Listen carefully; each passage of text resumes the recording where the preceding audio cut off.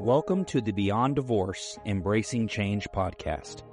My name is Michael Flores, and I will be your host while we explore the complex journey of divorce with empathy, insight, and practical knowledge. Whether you're contemplating separation, in a divorce, or looking for support post-divorce, our episodes provide expert guidance, stories, and strategies to help you through every step of the process. We are actual therapists, helping clients who sit on our couches every day through their difficulties of divorce. You are not alone. Join us as we delve in and find solutions that give you hope again. We're glad you're here. This podcast is not intended to replace legal or personal help. This podcast is for informational purposes only. Well, hello, everyone, and welcome back to the Asian series on this podcast. I'm really excited.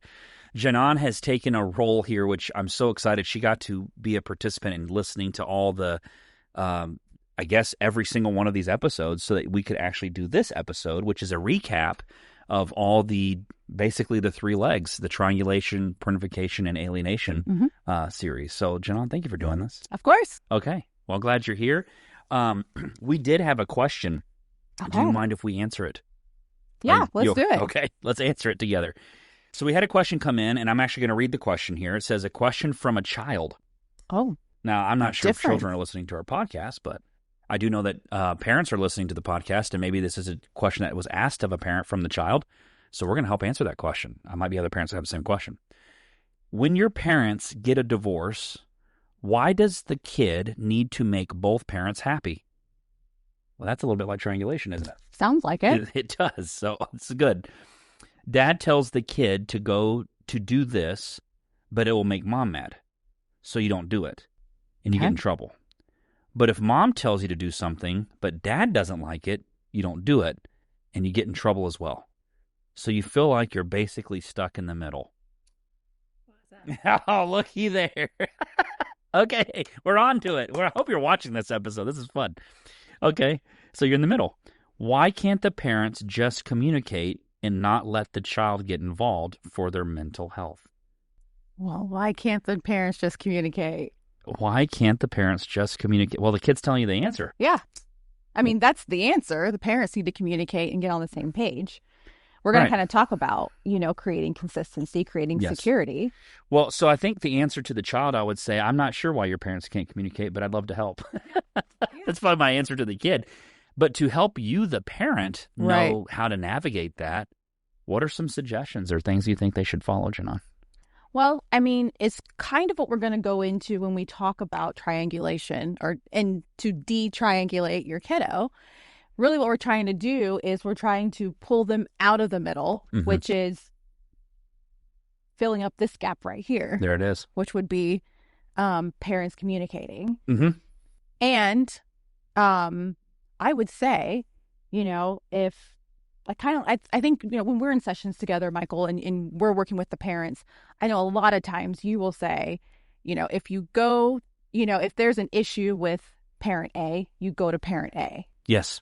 And if there's an issue with parent B, we're going to go to parent B. Ask the kid to do that. Ask the kid to do that, rather than trying to please both and do different things and creating this cognitive dissonance. Right. Taking a B problem to an A. Yeah.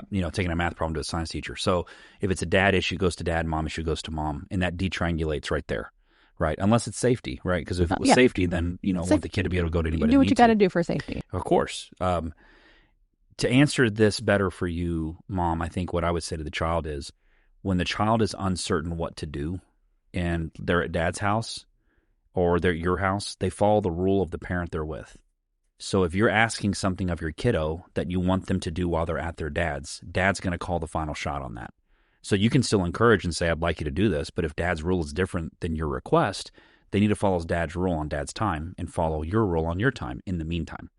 And that keeps the kid out of the middle while you're still trying to figure out how to work this out with the parent.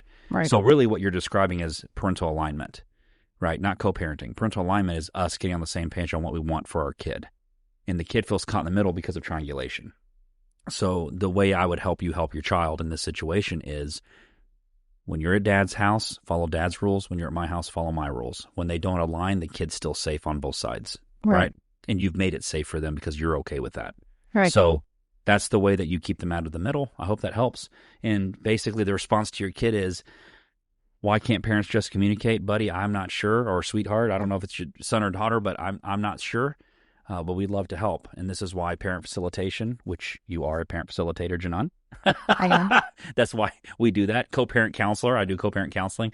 We created that, or we do that. We're trained in that on purpose to help that happen. So I want to say something to you, kiddo. Thank you so much for your question. I love it. And mom or dad, I think it was a mom that maybe sent this in, but whoever you are, thank you so much for the question. I hope we've answered. I hope we've helped you.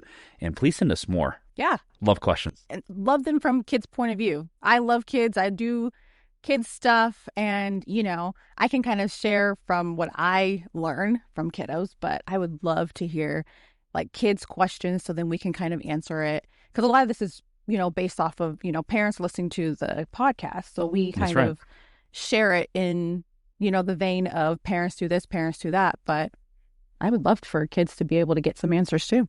Oh, man. I mean, kids come in with questions when they come see us. Yep. So when they come see us, we answer what we can. And then I think parents get stuck in, what if I don't know what to say? Or what if I've been told I can't answer that question? What do I do? And I think this is where a third party can help, right? Yeah. You bring in a counselor and you say, kid's wanting to know this, or kid needs, and I don't know how to respond to that. And then there's a way that we can help you neutralize that situation with the neutral. child. Yes, for sure. We can help you neutralize it. So it's good stuff. All right, we're going to jump in. Triangulation. All right. Okay. Jinohn, where are we going? You tell me. Well, I mean, this is going to be just kind of a recap of what Jen and Michael talked about. And the link is going to be in the description. So if you ever need to reference the full brevity of the whole conversation that Michael and Jen had, we're just going to kind of hit on some things, give you some highlights, and then so we'll have the link in the description. Go ahead and click that. Yes. Thank you for saying that, Jinohn. We're going to link this episode into our YouTube channel. And the reason is because we have a visual, literally we have a visual for you, and you're going to want to see what we're going over, because those visual learners definitely do that. Jinohn's got props. Hey. Thanks, Jinohn. So we would definitely want you to see what we're showing you, so you can hear it and see it. So please look at the YouTube. But if you are listening, we will put the link in the YouTube the YouTube channel link, so that you can click it and get it to the YouTube version of this episode. All right, take it away, Jinohn. Okay, so our first conversation between Michael and Jen was triangulation, and they did talk about like, what is it? So I think what Jen said was, was kind of it was essentially taking advantage of two people's relationship, and because they're not talking. And so that's kind of how I kind of drew it out a little bit for y'all. And so we have, it's going to be three people. And I always say, and I think we've learned this in our, when we were going to school, that three is the most stable relationship, which is weird, right? Yeah. Well, Father, Son, Holy Spirit. Yeah. It's the most stable relationship, because if there's conflict between two, you can pull one in and it's more comfortable, isn't it? Yes. That'd be like a mediator. Yeah. They're doing that in court, right? Or you have a judge and the two parents. And yeah, that's right. So when there's conflict between the two, we pull in the third to make it a little bit more comfortable. Yeah. So I have arrows going back and forth between child and parent one, child and parent two, because there is a conflict. What's the child going to do? I didn't do the arrow for this, but they're going to try to fill this gap. And that's how they become triangulated. Parents can do it, kid can do it. Somebody can triangulate themselves, or parents can kind of triangulate them. And that's where we get the child in the middle, because they are in the middle of these two parents, because there's conflict. That's right. Well, and like we said, and I think in that episode, Jinohn, we talked about, in the triangulation episode with Jen, we talked about specifically kids are just filling in gaps. Yeah. Look. Yeah. Look. The gap is between the parents, and that's where the conflict is, and the child has to fill that gap. And you mentioned something to me, Jinohn, during a break. You said, don't children play roles to fill that gap? Yeah, they do. Yeah. What are the roles? If there's gatekeeper. Yes. Right. So, and I think, the question that we had beforehand, this would be kind of like a gatekeeper. This is a gatekeeper. This is a gatekeeper child. Because I want to please both parents. I don't want to make this parent mad. I don't want to make this parent mad. So then therefore I'm going to please. And I think on this chart you have, that's the arrow going this way. Correct. So the arrow that goes down, that's the gatekeeper, Right. That's correct. So what about the arrow going the opposite direction when the child is pulling the parents upward into themselves? What role are they typically playing there? I think that would be a distractor. Yes. Because I'm going to do things to distract from this. The conflict. I'm going to create conflict so I become the conflict and the parents don't have the conflict. The parents have to align to help the child. In order to help. Yep. Yeah. So back to that question that parent asked, the gatekeeper child over time, because I'm assuming this is a younger child, just based on the question, but based on the gatekeeping role, because typically distractors are a little older. Yeah.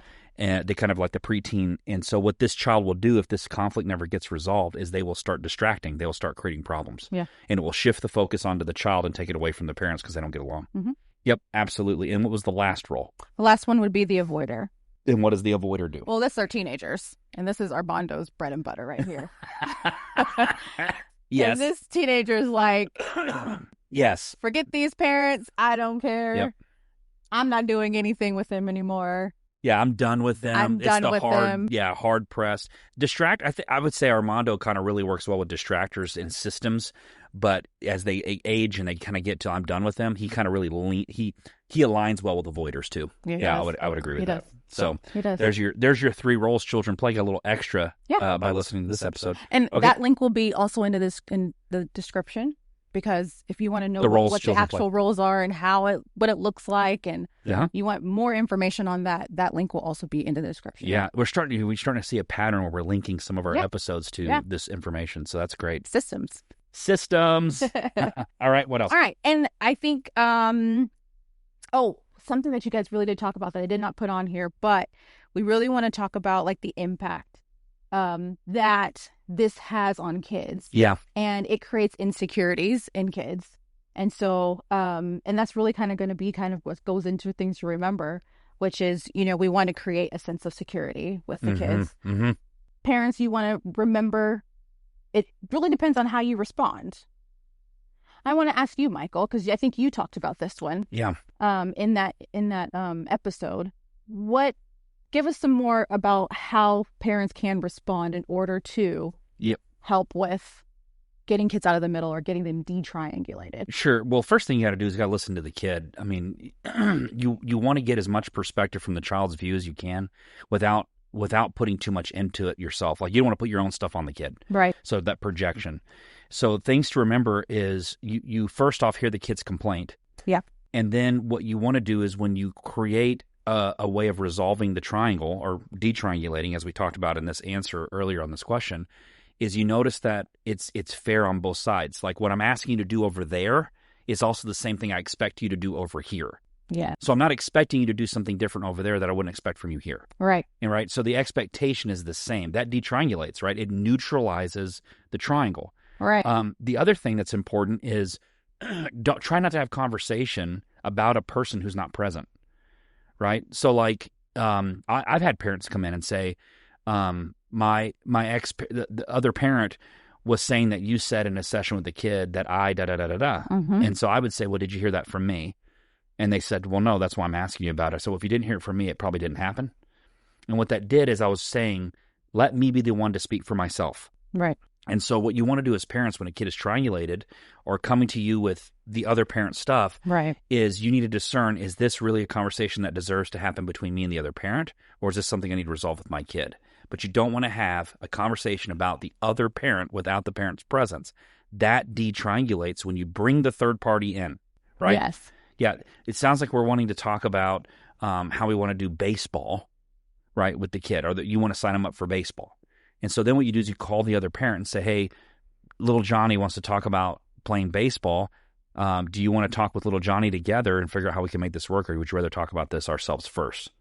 And so you're creating that way for that other parent to feel respected, to say, I think parents should agree first before we put little Johnny on the phone. Yeah. Or you both may agree that little Johnny needs to have a little say-so in his baseball, mm-hmm, right? So that's another detriangulating tactic that you can use. Right? You just pull it all together. We do that in therapy all the time, don't we? When a kid's coming in this room and talking about a parent, we just go get the parent, bring them in and say, hey, we need to talk.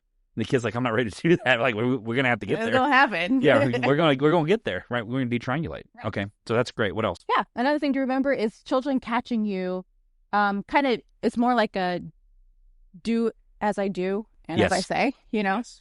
And so kind of like what you talked about when you say, if there's an issue with parent A, go to parent A. If there's an issue with parent B, go to parent B. I love saying that because it's such a great idea, right? Yes. So what we're doing is parent A, if there's an issue with parent B, guess what they need to do? They got to go to parent B. That's right. And not to their kiddo. That's kind of, let kids catching you modeling what you're trying to teach your kid to pull them out of the middle. Well, what goes back to the question is, would you want your kid, if they had a problem with you, to tell everyone else or tell you? Right. Right. Well, I'm going to tell me. Well, why don't you encourage that on the other side? So if they come to you about the other parent, wouldn't you want them to talk to the other parent? Because that's what you would want them to do with you. Right. So offer that back. That's modeling. Mm-hmm. Right. You're modeling what you want the child to do in that situation. And so, they're catching you. Yeah. Yeah. Kids see how you do, not what you say. That's right. Yeah. Yeah. Yeah. Okay. And then one thing that Jen had talked about at the end of all this is kind of stepping back and slowing down. Mm-hmm. Yeah, that was a good one. Not being so quick to being like, yeah, he is terrible, isn't he? Well, if it's high emotion, that's like the cue to slow down, isn't it? Right. Yeah. I think that kind of goes into kind of how you respond, because emotion is respond. We respond with our emotions, and we can. Well, we react with emotion. Well, we react with our emotions, but we really want to respond. Which and is how logic. we can respond is being able to step back, slow down. When you slow down, you're more likely to engage the part of your system in your brain that allows you to become responsive, not reactive. Not reactive. Yeah, reactive is the midbrain, kind of the mammalian animal brain, where you're that knee-jerk react. Yeah, how dare they say that? You know? Yeah. Exactly. So if you find yourself extremely defensive, what that really means is that's a trigger point for you as a parent, and that means that's something you need to work on within yourself. Yeah. So as they say, if you get triggered, that's a you thing, right? So you need to look into that. That's something I would encourage parents to do when they're sensing triangulation, is how are they getting triggered by it? Yeah. Yeah, that's good. Okay. All right. Awesome. All right. So if there is triangulation, sometimes, I think that this is kind of like a drill in, so. This is most common, This is the most common. You're probably going to always see triangulation if there's some type of litigation in general, right? You got plaintiff, defendant, and arbitrator. You got mediator. You have judge. Whatever it is, There's litigation. Always a third party. There's already a third party, right? Yeah. So this is counselor. Always going to happen. There's a counselor involved now. Yeah. So, but let's drill down. Okay. Let's get a little bit more specific into, and let's get to the one that everybody wants to see is alienation. So we're gonna get there. We'll get there. Stick with us because we want to make sure that when you do get there, you're actually there, not in something else. Yeah. All right. Next one is parentification. And look, we don't even have to spell it out for you. Link in the bio for that one. There you go. That's right. Parentification. Yes. All right. Biggest thing is that kids are going to ask the question, is my parent okay? Ooh, that's good, Jinohn. Yeah. So that's going to be the question. I did a circle because it's kind of like the parents in here. If I put a P in there, I should have put a P in there, but I didn't. And then this is the kid kind of circling themselves around the parent because they need to make sure that this parent is okay. Mm-hmm. Yeah, and the reason I think it's good, it's a circle. It's an infinite loop of continuing to check, is my parent okay? How many adult parents do you think we have that were parentified themselves as children, and they're still doing it today? So many. And there's your loop. That's why it's so. If parentification has occurred or you've been looped into it in some form, you're either looping your child or you were looped into it. Yes, it's really important to nip it, like to catch it. Yes. To catch when it's happening, when you're doing it, because it's one of those, to me, it's almost like a virus. It's like one of those things that once it latches onto you, it's just going to take its toll. It's got to run through you. It's got to run its course. Yes. And I hate that for people. And this is, I think you heard me talk about this, Jinohn. I think we said this is typically more common than alienation, is we usually see this as a dynamic that's really occurring. Yes. A lot of times if they say, is there alienation? It's just like, there's probably more parentification than alienation. Absolutely. Happening. I've actually been asked that in court. Like I'll be asked, Mr. Flores, do you believe alienation is occurring? I said, parentification is what's happening. Yeah. And then I have to educate what is that. And I've done that more than once. And I will say there are some courts I've had to say that more than once in. And so I think the judge is more educated in it than the parent now of what that actually is. Correct. And this was a term that was designed by Ivan Borzmazov-Nagy, I think. Wow. I don't remember how to say Link that in name. the bio for that. Yeah, it's a lot. It's link in the bio. Everything's linked in the bio. That poor bio. I don't think everything's going to end up in the bio, everyone, but we promise to put the YouTube channel in the bio for the listener. At least his name or something. I don't know. Well, we give him credit. I'm giving him credit by saying his name. It was in the late 70s that studying family systems, and this is what they learned. And I thought, what a really cool idea, because I think people have described this more than they've described alienation, not realizing that's what they mean. So yes, and I like what you said here. The child's natural question is to say, is my parent okay? Yeah. That's what the child's asking. Whether you're parentifying or not, kids are asking that question all the time, especially in a divorce. Oh, yeah. Yeah. So parentification, what we're doing is I put mixing roles on the side over here because perfect. that's kind of what it is. We're mixing roles. Child is taking responsibility that's not theirs. And there's two different types of parentification. Yes. So physical, wasn't there another one? Instrumental. Mm-hmm. Yeah. So, and it's, cooking, cleaning, paying bills, taking care of siblings, that kind of stuff. The stuff that you can really, they're putting their hands on it. I need to get food for our family because my parent is jacked. I don't know. What I didn't say about physical parentification or instrumental is that this is typically the kid that looks extremely mature for their age. Yes.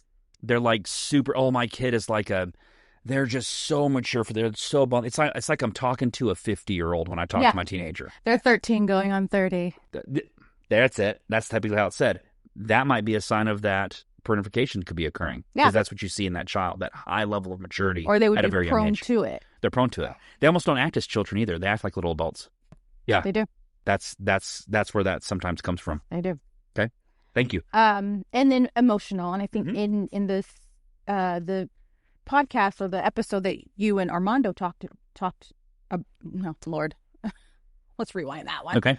The one that you and Armando talked about, you said that you more so see emotional than the physical or instrumental. Link will be on the bio. Everything's linked in the bio. Why are they watching the episode? Everything's in the bio. We're teasing. Sorry. That's just our humor here. I apologize. Okay. Yes. Go back to that. Emotional. Mm-hmm. Yeah. So emotional is taking care of the feelings of the parent. And which we said was more common. More common and probably a little more damaging, do you think?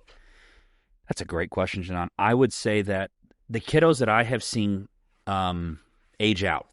So now that we're talking to young adults, because I've had kiddos that I've talked to that they had a divorce in the early part of their life, come to see us as adults, and it's because of the emotional purification. They're really coming because of the residue that was created as a way of feeling it was their responsibility to care for their parent. Mm-hmm. And typically their emotional needs, and not to say this, I think I want parents to understand, it's not to say that when you're hurt or you're sad or you're in a depressive state or there's angst present, you're anxious, whatever it might be, there's nothing wrong with it. You have to be cognizant that your child is asking, are you okay, in their own mind. Right. And so if they're constantly seeing you in a state of not being okay, what is the natural tendency for children to do? Because they want to feel secure too. They're going to care for you. They're going to fill in that gap. They are. And I think the scary thing is it feels good. Mm-hmm. It feels good when your kid comes up to you, wants to hug on you and wants to snuggle you and make sure. The one that always used to worry me is when the kids are way outgrown sleeping in the parent's bed, but they're still doing it because the parent actually really likes it too. And I'm like, that's a little inappropriate at this age. And they're like, yeah, but they'll come in the middle of the night. And you have to let them be kids and let them develop some independence of you, right? And I think parents struggle with that when they're dealing with emotional purification is because they're getting a need met. The parent is getting a need met by the child. And that can be dangerous and damaging and look like alienation. It can. Okay. So yes, I'm glad we recapped on that. Mm-hmm. Okay. So things to remember. Is this about me? Oh yeah, that was a good one. Is this about me, the parent? Is this really about me or is it about them? Yeah. About them. Mm-hmm. Mm-hmm. And then parent asking themselves, what are my needs and who is responsible for fulfilling those needs? Ooh. That sounds like a counselor's question right out of the gate. Man. Yes. So whose needs are these and whose responsibility is to fill those? Yeah. I mean, that's a great question. That's great. Okay. And then kind of alluding to what you had said, the roles are clear. Yes.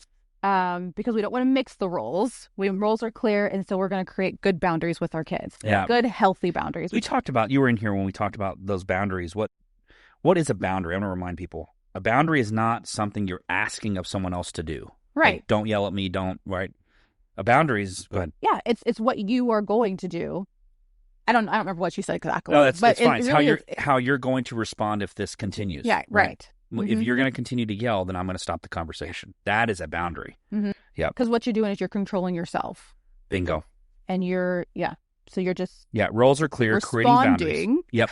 to the other person's behavior. A boundary is creating something within yourself of how you are going to respond to assist in that situation. Right. Very good.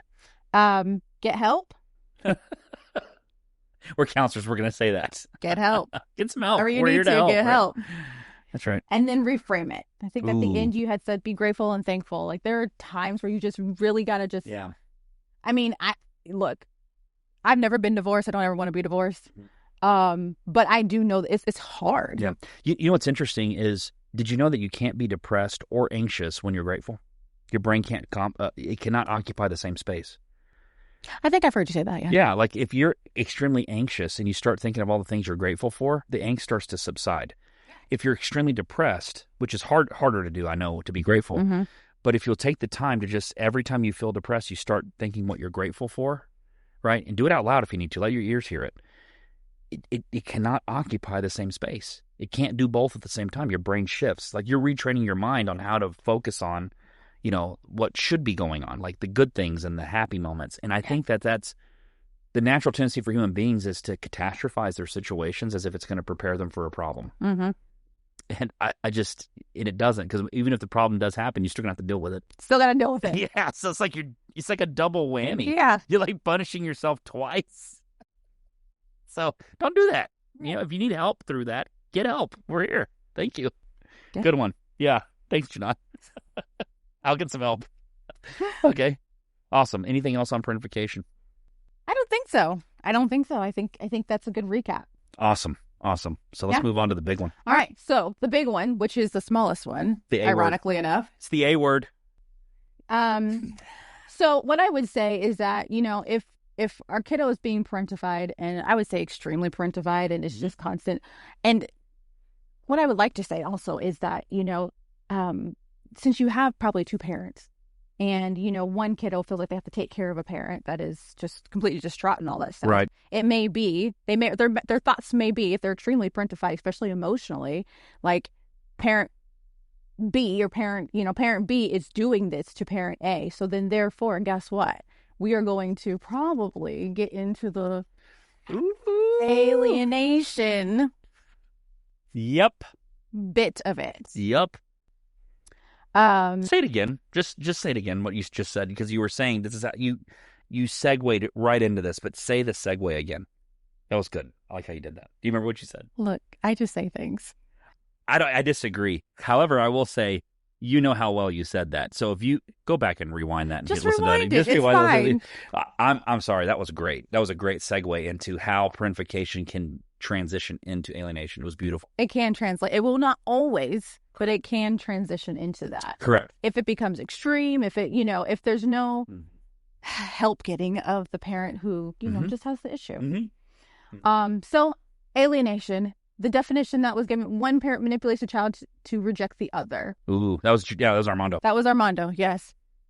And so the thing is, what I gained from it is it unresolved stuff?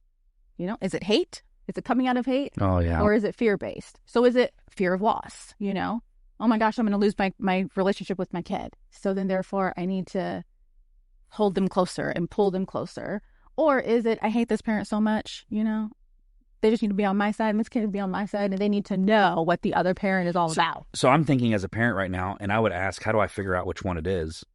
And I think one of the ways you do that is when you talk to the parent you think that's alienating you, or if there's any engagement at all, the question I would ask them is just say, if whichever one you think it is you could say, it feels like your hate for me is stronger than me having a relationship with our child. All right. And then letting them kind of sit with that and go, yeah, you're damn right. Or no, that's way off. And if they're off, then it's probably the second one. Yeah. Right. If you're on, they'll probably tell you. But if it's fear-based, I had a parent in a session say said, I hope you know that I'm not trying to take away our son. I'm not keeping our son from you. The other parent disagreed and was like, well, you're BSing, right? However, I think that they were worried about this fear-based of loss, right? And so typically, I think that most times that I've seen alienation exist, I agree that it's one of these two. I'm a little bit more on the instead of saying it feels like, which is great terminology to use, I typically like to use things like, is it more common for you to feel like you're afraid to lose this person, or do you really just dislike this person that much that you feel like this child shouldn't, like I'm asking about both sides. Yeah. And I want to do it from a curious place as a counselor to see kind of what I get, because I could get it's neither, and I go, help me understand. And if they go, it's this, I'm just really worried about X. A lot of times, what I'll tell parents too is if you just listen to the complaint, they're telling you what it is. Mm-hmm. In the complaint itself, like even when we were reading this question, we could tell what the kid's really asking for. Yeah. The kid's already told you what they want in their question. Yeah. Why can't the parents just communicate? There's the why question, and that why gives you the answer. Mm-hmm. Why can't they just do this? So what the kid's asking you to do is do that. Just do that. So if you learn to just listen to people, sometimes they'll tell you the answer. Mm-hmm. So this is good. I like that. Yeah. Sorry, I got off the So 2 different types of alienation. There's direct. I'm going to use Armando's word. It's in your face. In your face. Very obvious. Your parent is terrible. You remember when that parent abused me before you were born? Before you were born, yeah. In the womb. Push me down the stairs. Like that kind of stuff. I'm reminding you of how terrible this other parent is. Because I can't lie to you. I can't lie to my kids, right? I won't lie. I won't lie to my kids. Yeah, that's what I hear. I won't lie to them.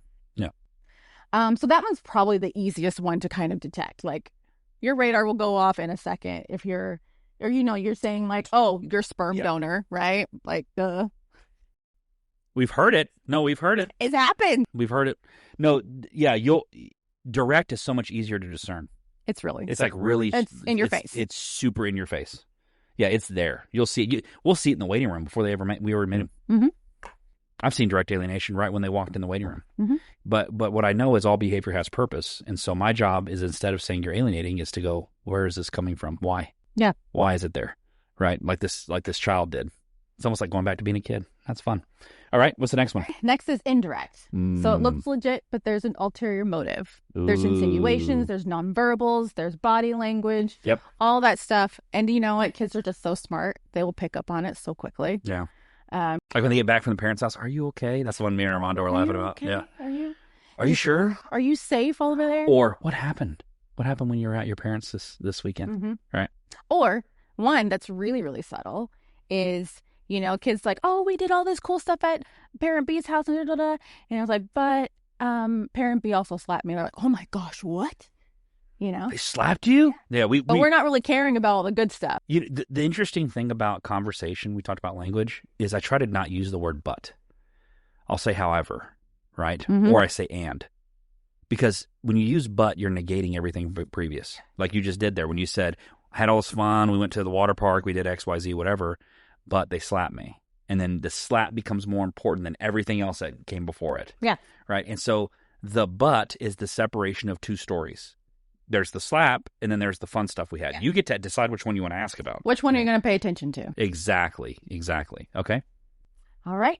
And then we have, oh no. No, go ahead. Continue. Camera stuff. So then we have the signs. And I didn't write down all the signs because you can go back to Armando and Michael's episode, link in the bio. And then you guys can, they're going to go through all the signs. But some of the signs are, when a kid says, my parent said, that's an easy one. Yes. My parent said that, parent B just beat her up and, and all that stuff. Yeah. I mean, or the little investigator. They're going to record at the other parent's house for the other parent. I have to record this for my dad because. Oh, man. Yeah, that's rough. Or for court, usually. Yeah. That's what I did. I think parents, even attorneys or maybe even other counselors, judges, I think they would be really interested in what are the signs, right? What does it look like? What does it sound like? A lot of parents the hardest thing I think to do with a parent when I'm looking at them and they're claiming alienation, but I know it's parentification, is trying to convince them. Yeah. That it's something different than what they see. And it's almost as if it's a sword they fall on, and it makes me sad because if you fall on the sword, you're still hurting yourself, right? You're still the one getting cut. And so it's almost it's a lose-lose in that situation. And so when we want to give signs, we're just saying this is what it looks like, this is what it sounds like. And Armando said it clearly when he said it looks like a duck and it quacks like a duck. However, I found out it was a goose. Yeah. Mm-hmm. Or I found out it was a chicken. I don't know, but I guess chickens don't quack, but you get the idea. Yeah. So, that's what we do as therapists is we help kind of unfold or peel back the layers, don't we? Yeah. Of what those things are. So that's great. There's something else on here you had. Behaviors. What were some of the behaviors? Yeah, behaviors, bringing up old memories. Mm-hmm. And then having negative tone and negative body language and stuff when you're... Yeah, like the parent that's crossing their arms when the other parent walks into the room and they're just sitting here like this and they won't make eye contact with them. Like, gosh, you're just like, that's telltale. That's like so easy. Yeah. Or they literally get up and move to a different spot in the waiting room. I've seen that. They'll move they sit like completely opposite corners. Yeah. Oh, the so-and-so walked in. Very obvious that, I can't be around this person. Mm-hmm. Poor kid. And the kid's sitting there going, I had a kid ask, who do I sit by in the waiting room? I don't know who to sit with. Yeah. And I said, where do you want to sit? They don't even want to be in there because they're like, the tension's so great between the parents. They don't even know, Well, yeah. I had a kid that just stood over by our receptionist. Did you really? Yeah. I didn't know that. She was like, I didn't know what to do, so I just stood by the receptionist. I was like, okay, that's fair.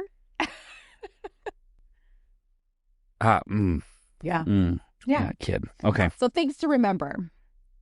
And this is for the parent that feels like they're being alienated, like this first one. Show your children who you are. I think that was a big thing because you can't control what the other person is going to do or how bad they're going to alienate you or what they're going to say and all that stuff. But you can control you. And you can control how your kids see you. You can control their experiences with you. I like that. Be consistent and create security in your kiddos. And this is for the parent that feels like they're being alienated. That's right. And then for just anybody in general, be aware of your nonverbals. Yeah. And it's okay. I don't think that's a problem for a parent who thinks they're being alienated, not to bring up that the other parent's alienating. I think it's better just to say, rather than just beat around a bush, I'll let you know that, when I see your mom or I'm acting as if because I'm a male, as if I'm the dad, but when I see your mom, I know I probably don't respond in the right way. It probably makes you feel a little uncomfortable because I know that I still have my issues with your mom. And I want you to know this. That has nothing to do with what you have with mom. I want you to feel free to love your mom however you choose. And if it bothers you, if my response or my reaction bothers you, would you please let me know? Yeah. Like you're creating, so that whole triangle and parentification, you're opening the door for the kid to look at you and go, can you stop being such quit crossing your arms when I walk in the room? Come on now. Mm-hmm. Let them show you what they need from you. Yeah. That takes me to a scenario. And there's a kid that she was like, I feel like my parents hate each other. And I'm like, oh, really? So I brought both parents in and she said it to them. And they were like, they were so confused. They were like, what? And she was like, yeah. He's like, mom doesn't even walk me up to the door. And I was just like, oh. And so mom was like, do you want me to walk you up to the door? So she did. And now I'm like, do you think that your parents hate each other? She's like, no, because mom walks me up to the door. Simple. That one thing just said, okay, they don't hate each other anymore. They love me more than they hate each other. I'm so proud of that kid for being vulnerable enough to tell you this is what it feels like for me. And you going, cool, let's clean that up right now. Yeah. I love that. That's why I like therapy. Therapy can be so powerful when we get to do stuff like that. And kudos to the parents who just did 100%. Yeah, because remember, the kids are catching you. Yeah, so the parents go, let's show them. Yeah. That's great. That's beautiful. All right. What else? I was going to ask you, is there anything else? Anything else that you remember talking with Armando about that you're like, we really need to make sure that... Well, they can go listen to that episode. Link will be in the bio. Link in bio. No, I think we've hit that horse enough for now. I'm sure there's more, but I think we'll leave it there. Hopefully, we'll get some more questions that'll help us really generate some more thinking on it. Yeah. So that, because we're human, we're not going to catch everything, but you guys can really present us with stuff that help us understand deeper what you're looking for to give us the opportunity to give you more information. So then we know what's missing. Yeah. We only know what, based on what we're told. Coca-Cola only knows it's good because people told them, right? And they keep buying the product. So, yeah, there you go. All right. What's next? All right. And lastly, I'm not sure how to segue into this other than, all three can create chaos. Oh, there it is. This is what they bring us. This is what y'all bring us. Yeah. In session, Yeah. But what you guys really kind of sometimes focus on is this blue right here, this alienation. That's the A. And I'll say, everything. Describe the photo here, or the picture you drew. Describe this. This is great. So purple? if you remember, the purple was triangulation, and I tried to color code everything. Yay. But triangulation, and so the purple it's always going to be, and that's kind of what I said at the end. That's why it's the big. That's why it's the biggest thing, because if you come into our office and say there's triangulation, I'd probably be like, yes, there is. Before we met you, it's there. But the thing is, if you come to my office and say, I think there's alienation, I'll be like, well, let's try to figure out if there's triangulation, and then if there's maybe parentification, and then we'll see. Yeah, we start peeling layers back. Yeah, we're going to peel the layers. So this is going to be the biggest thing, is triangulation. We're going to try, as therapists, we're going to work at detriangulating. Bingo. That's what we're going to work at first. Yep. If as we do that, if we find out, okay, there might be some parentification, based on triangulation, there can be. And represents the orange. The orange would be parentification. Yeah, it's that circular virus you can get into that just never, even as an adult, it still plays out. Yep. Right. Okay. And then as we go deeper, if there's extreme parentification and triangulation and, it's just kind of all jumbled in there, then we can kind of dip our toes in alienation and see whether or not it's there. But I will say, one thing that I really want to kind of stress with parents is that if we find out that there's alienation, let's say, yes, there's alienation, it's like, well, what do we do about it? Exactly. That's the question. Yeah. What do we do about it? And so, so what's our counseling joke? Don't be an A word. No, I'm kidding. Don't be an alienator. Okay. Yeah. Okay. I'm being stupid. Sorry. Yeah. Basically, I love this because what a great image to show. This is the Asian series logo. Triangulation, parentification, patent pending. Love it. TM. Is that what where'd the TM go? Trademark. Oh, you were working on the TM. Copyright? You can do that too. R? Registered? Just put all of them right. I don't know. I'm just going to put everything there. Love it. And I just want, it all intersects too. You see there, it's going to intersect. It's all going to intersect at some point, especially your alienation. It's going to intersect with all three of these. Yeah. Or these two. And if you're in the last stage of alienation, you probably had the other ones going on for sure at some level. For sure. Yeah. Mm-hmm. Mm-hmm. So you could have parentification without alienation, but it could look like alienation when it really is this. But you might always have triangulation, which then can also lend itself to one. And it really depends. I think parentification really depends on how the parent's dealing with everything also. Yeah. This orange one is how are you personally dealing with it, which leads to how you behave. Yeah. And that behavior could turn into alienation. Yeah. Ooh. And all of these affect your children, or they impact your kiddo. Your kid's impacted by all of them. All of them. Yeah. But what's funny is how the kid talks to us about it is how I can discern which one it is. Mm-hmm. Their complaint, their witnessing of, their experience of, helps me understand what's really happening. This one, that one, or that one. Yes. Yeah, that's beautiful. Jinohn, I love the diagram. All right. All right. Those Very YouTubers good. Watching the diagram. There you go. There's your Asian series logo. Okay. Is there anything here that we missed? No, that's it. Okay. Oh my gosh. That was so cool to recap that. That was a lot. Oh, but take it in, right? Links are in the bio. It's in there. Thank you so much, everyone, for being here. We love having you. For the individual that shared the question, thank you so much for doing that. We love helping, and I know we're spreading out a little bit more, so more people are connecting with us. I love it. Thank you so much, and keep moving forward, everyone.